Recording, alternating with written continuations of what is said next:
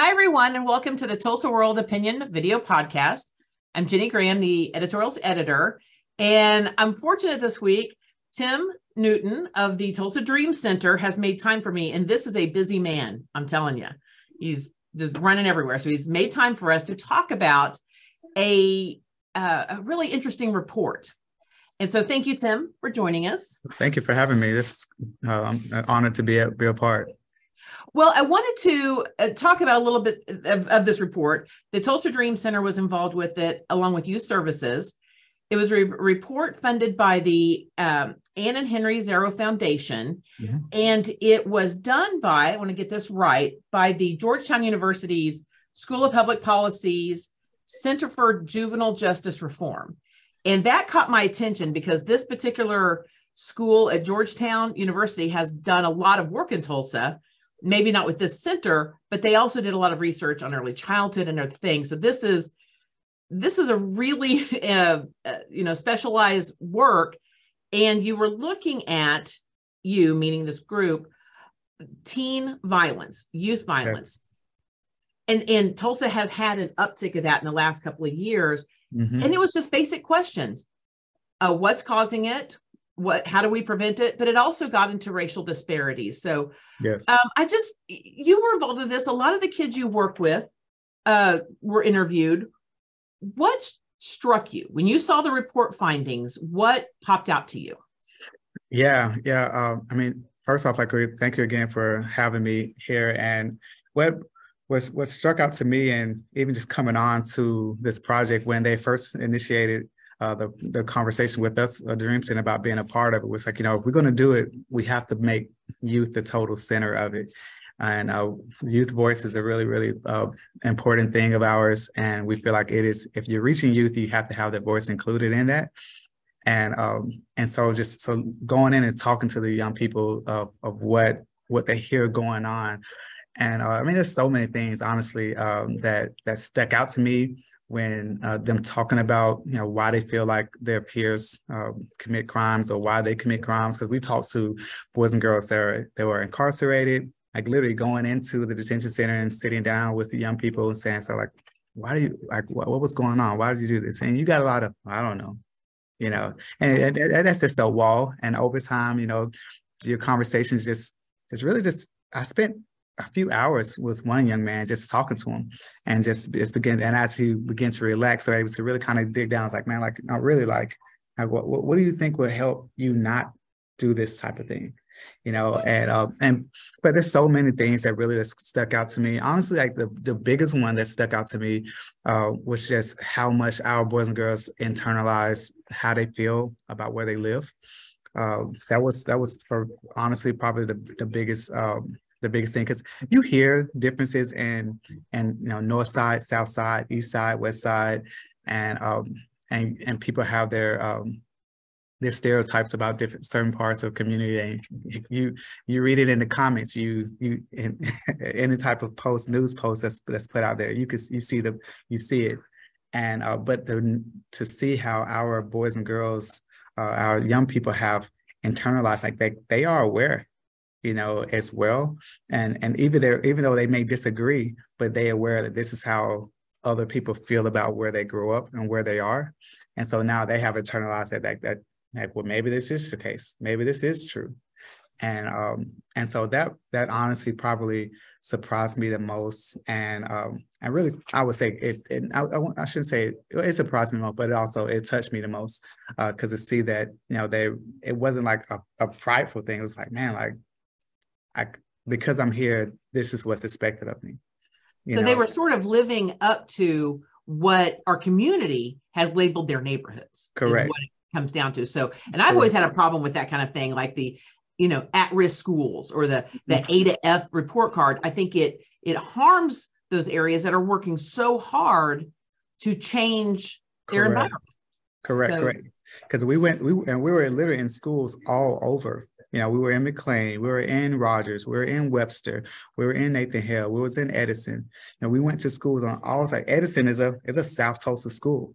And you heard a very distinct difference in those young people in comparison to the young people at McLean or at Webster. Rogers was a really interesting mix, because Rogers, it is north, but it's kind of like Midtown, and is a magnet school, so it pulls students from all over our city. And so to hear the dynamic in one room was very, very interesting. You may have one young person that lives in South Tulsa, and the way he talks about the accessibility of things in his community is totally different from the student that's from North Tulsa and talking about it, or West Tulsa talking about it, and how the community feels. So you heard it more at Rogers in one setting because they're coming from so many different directions, but it was all the same. Like, if you live in South Tulsa, they knew, like, I had a lot of opportunities. Their response was a lot more positive in comparison to the students that did not live in South Tulsa.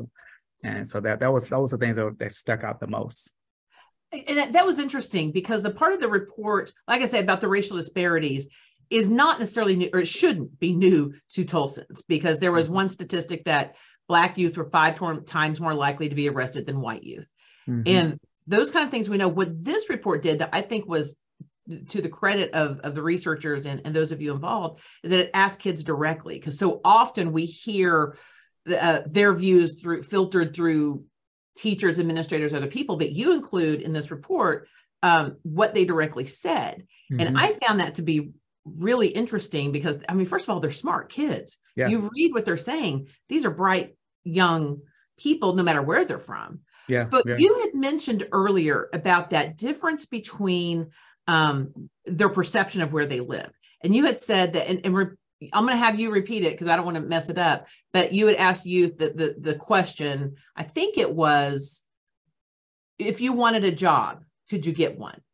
What was the response, the differences? Can you explain of that? Yeah, I mean, it was either like absolutely or no, it's not an option.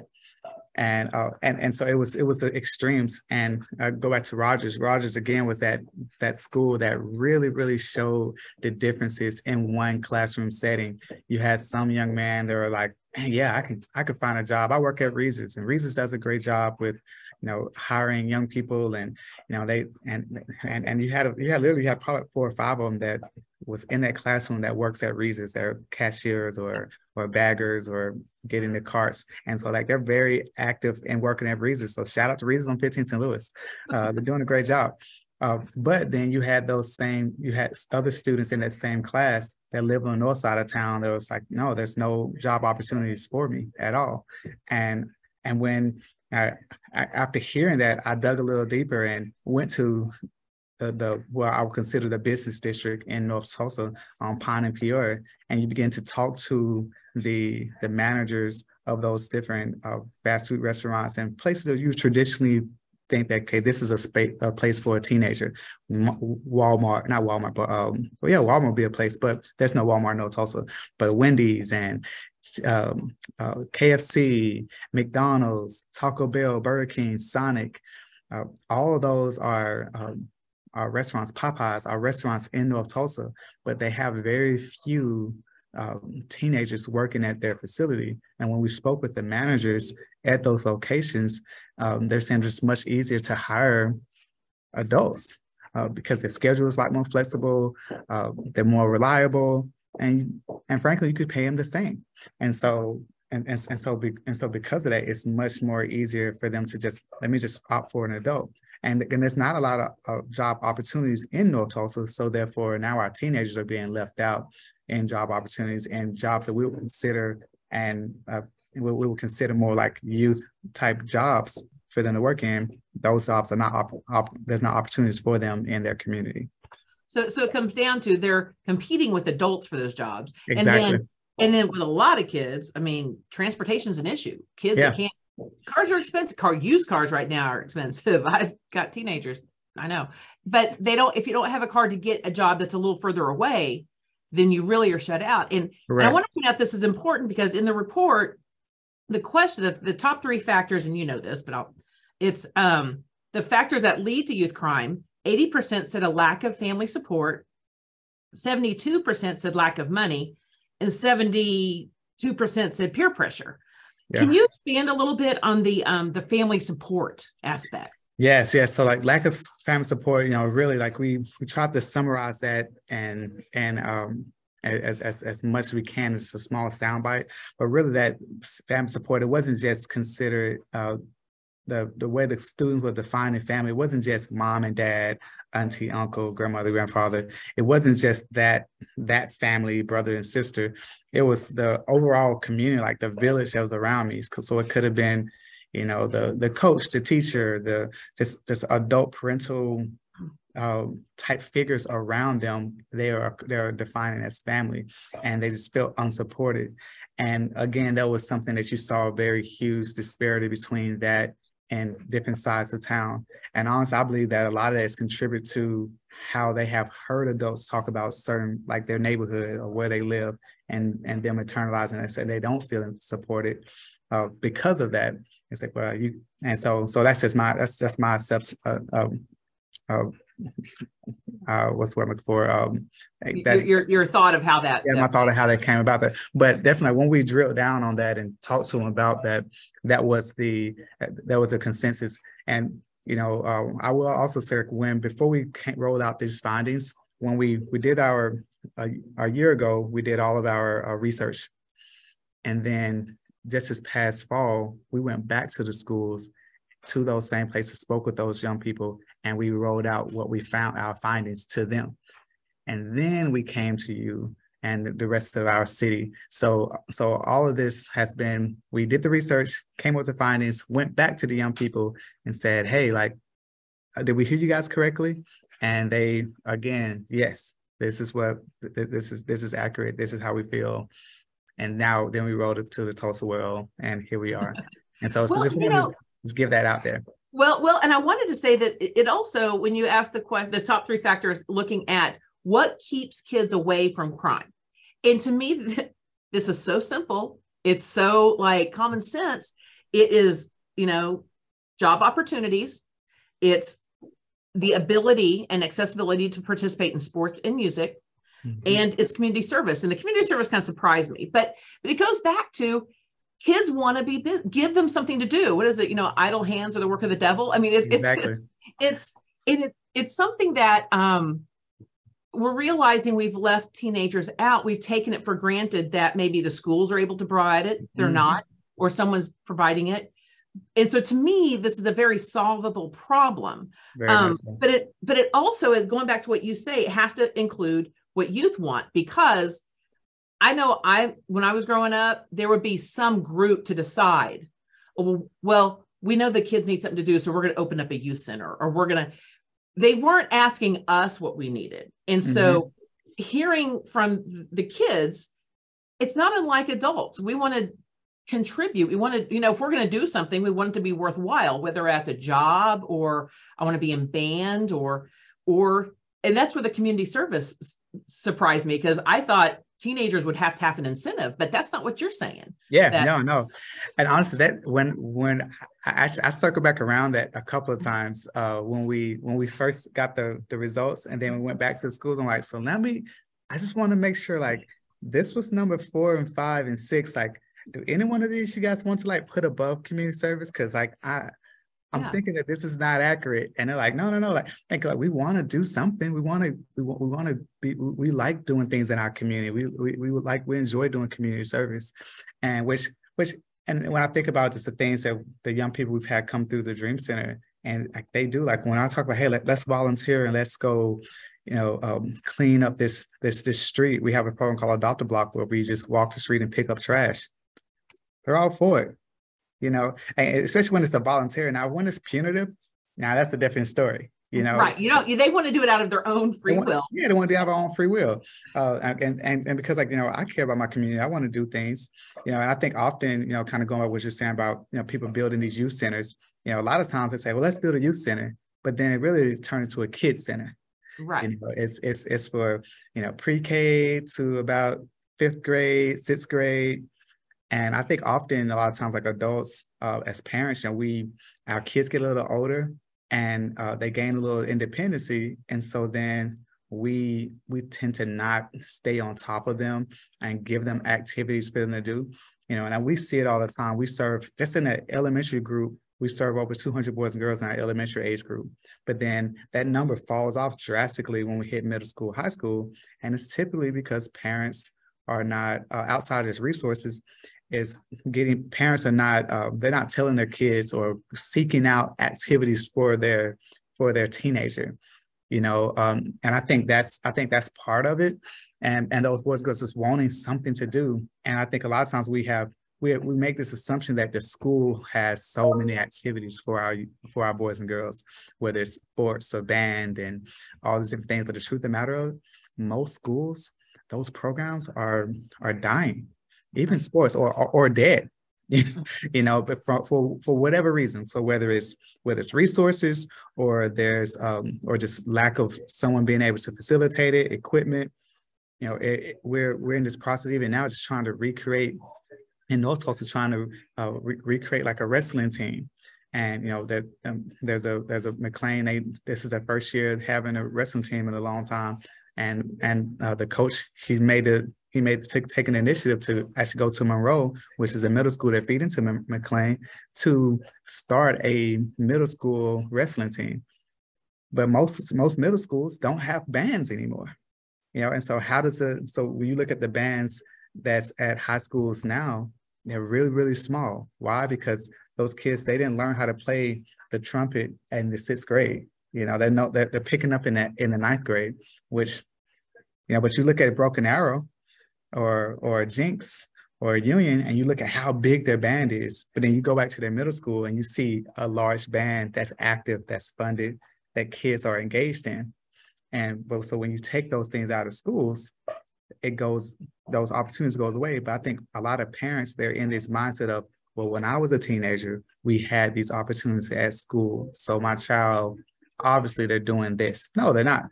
They're sitting on their hands. Like you said, idle time is the devil's playground, and the devil's playing.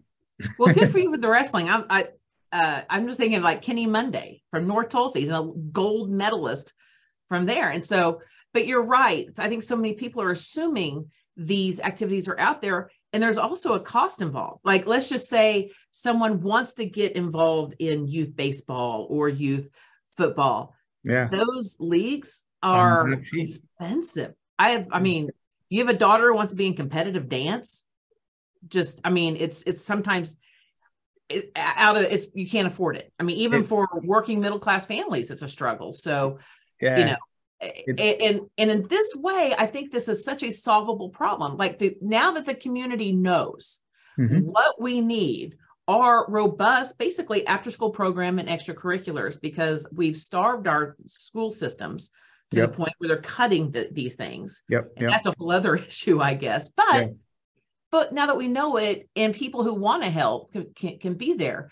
But you had said that you have a hard time. Do you have a hard time raising money for those older ones? Yes, we have a hard time raising funds for it. And honestly, I tell you, everyone wants to see the cute little kid.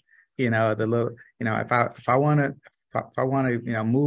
pull the heartstrings of people, that pulls the heartstrings of their wallet, I'll show them a cute little 5, 6, 7-year-old, and people are like, oh, but they don't get that same effect when they look at a 13 or 14 or 15-year-old, and it's more expensive, and it's just harder to raise the funds. And the expense, perfect example, we just did this program with Google.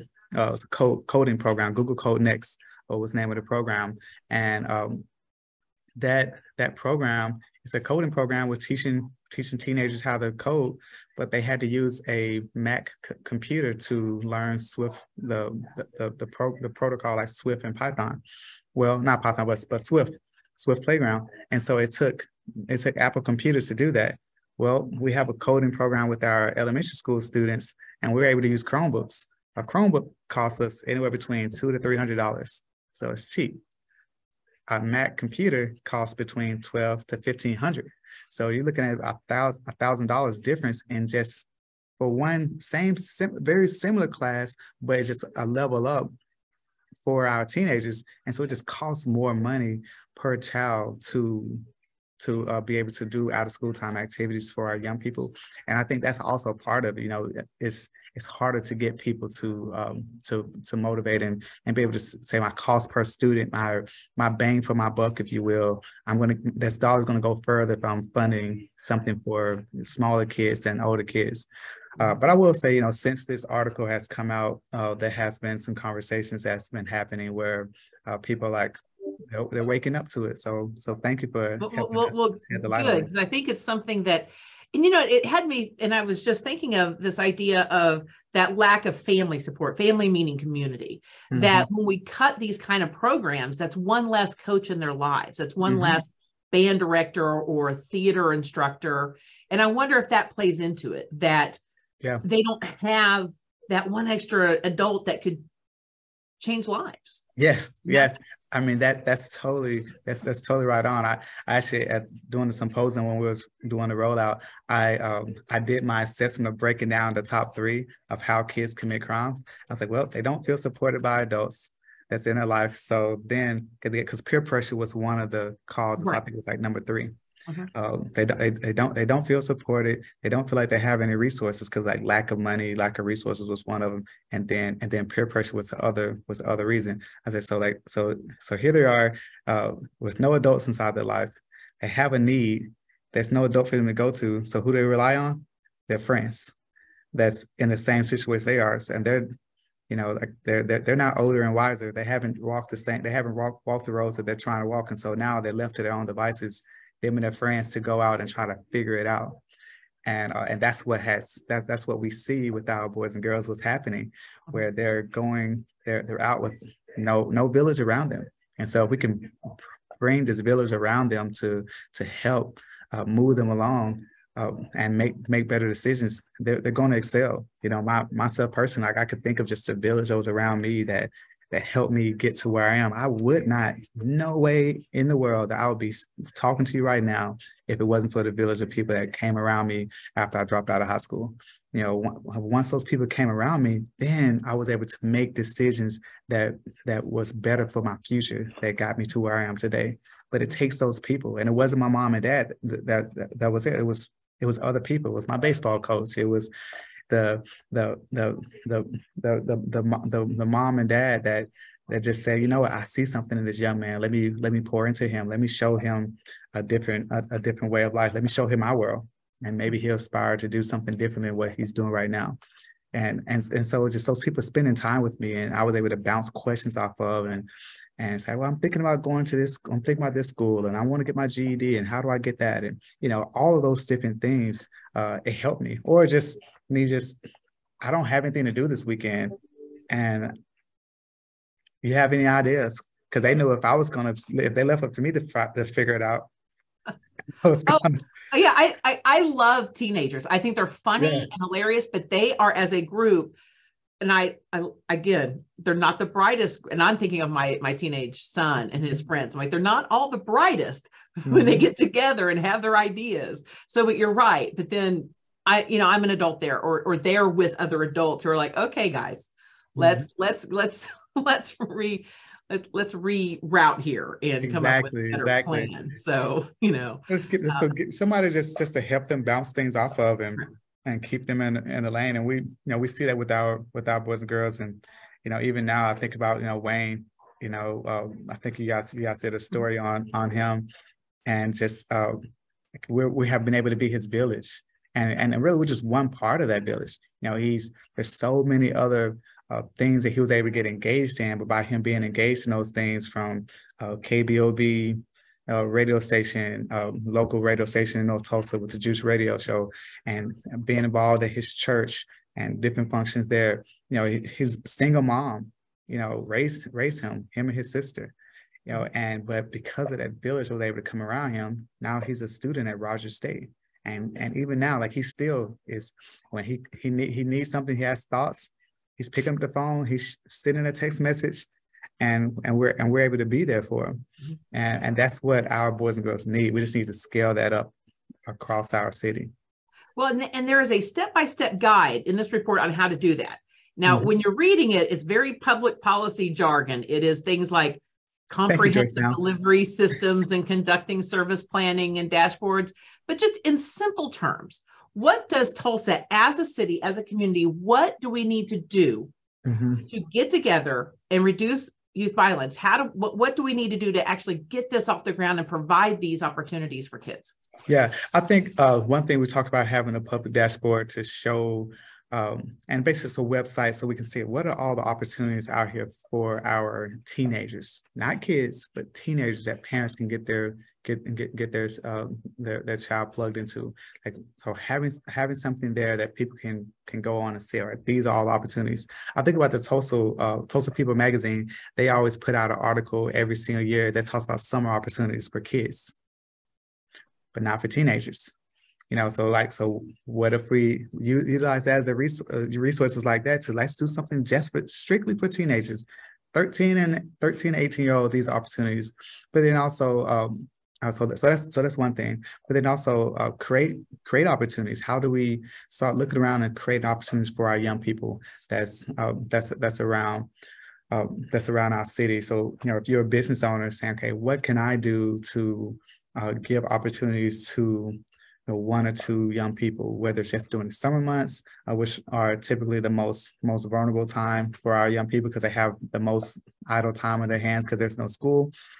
But how can I create opportunities for a young person or young people in my space, whether it's professional or at home or whatever. So I think those are two basic things that we can do, and really practical stuff that we can make happen that can really go a long way in our community. And then also, like, if you're in a position where you can fund something, like find opportunities, organizations that are working with young people, and say, hey, I like to fund something to go towards teenagers, and being able to, really kind of target your resources in that direction. Okay. So how would someone go about doing that? I mean, if they're saying, I want to do what this report says, I want to be part of the conversation to get a system-wide dashboard, to do a system-wide, is there a leader yet for this initiative, for lack of a better word? Not yet. I mean, there's a couple of players that we're talking to help could possibly lead certain aspects of that, like Opportunity Project or Impact Tulsa.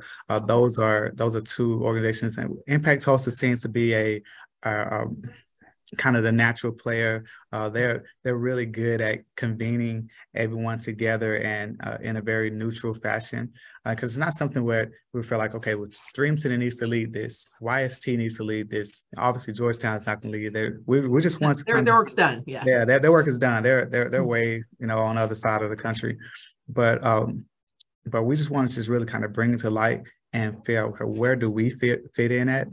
But I'll also say, like, something that we can all do is, as adults, is to watch the way we talk about communities, especially communities that we really don't know we don't live there. And so your perspective could be something that you heard in the 90s, but you're carrying it over here in 2023, because I remember when I first moved to Tulsa in 2003, what I heard about North Tulsa, I've yet to see it. Like I've yet to see it, and I've lived in North Tulsa for a few years now, and for a number of years now, and I've yet to see all that it's up to be. And I'm from South Central LA, so I'm thinking, like, okay, like there's gonna be some drive-bys, there's gonna be some shootings, I'm gonna hear gunshots every night. No, that's just not the reality. And contrary to popular belief. And so if people would just watch their speech about the way they speak about areas, I think our young people, is from a self-esteem standpoint, it would take them far. And I think that's, as a collective, as a city, we just need to do a better job at how do we talk about certain parts of our city. And it's, especially like when we start labeling areas, 60% Peoria, you say that, there's an automatic, just reaction that people are going to get. You say, oh yeah, I'm over here in North Tulsa, and it's like, well, like, is it really that? you know, and so I think though that's another area that we can do, and I think that's some collectively. It doesn't take anyone to lead the charge on that. But to answer your question, other ones, I think Opportunity Project, they do a lot of great stuff with primary young kids, and they do try to focus on out of school time. And so I know there's going to be some conversations with them about seeing how can they help with that whole dashboard thing to help spread the light on what opportunities do we have for our boys and girls. That is great advice. And it drives me crazy when people talk about stuff they've never seen, and that comes from people talking about what public schools are like to what neighborhoods are like. I'm like, if you haven't been in there, if you haven't seen it with your own eyes, Correct. then how can you speak of it? So that's great advice. And like you said, like especially like with schools, different neighborhoods. I mean, there is more. I would tell you for sure there is more community. And I've lived on both sides of town, South Tulsa as well as North Tulsa. There is more community you will find in North Tulsa than you find in South Tulsa. Most like you go to a neighborhood in North Tulsa and the neighbors know each other. You go to a community in South Tulsa, you may not know your dad. I live in a neighborhood where I knew the person lived across from me and next to me, but I didn't know anyone beyond that. And I tried to engage, but you just didn't see people. Like everyone has garages, their cars pull in the garage and they go in their house and they do their thing.